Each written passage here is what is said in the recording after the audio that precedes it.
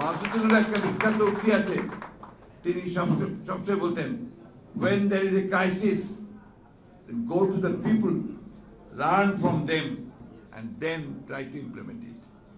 এই যে শিক্ষা রাজনীতিবিদের জন্য, একটা সংকট হবে, সেই সংকট তুমি মেটাতে পারছো না, জনগণের কাছে যাও, জনগণই তোমাকে সেই উত্তর দিয়ে দেবে। এটাই হচ্ছে মূল কথা।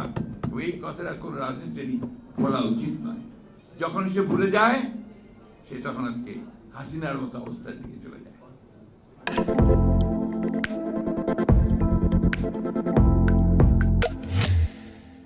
That is the point.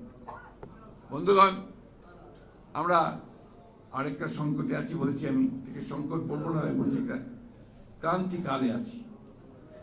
একটা সফল ছাত্র গণ অভ্যুত্থানের বিজয়ের পরে, আমরা বিপ্লব বলছি এটাকে, বিপ্লবের পরে একটি সরকার এসছে, যে সরকারের ইন্টারিম গভর্নমেন্ট, এদের ওপরে আমাদের আস্থা আছে।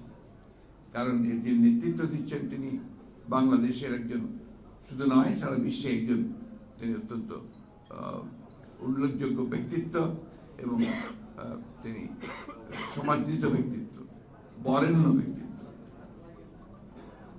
উনি নেতৃত্ব দিচ্ছেন বাংলাদেশের অত্যন্ত সফল কিছু একাডেমিশিয়ান, কিছু আপনার ইকোনমিস্ট, অর্থনীতিবিদ এবং কিছু সিভিল সোসাইটির সদস্য, দুজন ছাত্র নেতাও সেখানে আছেন।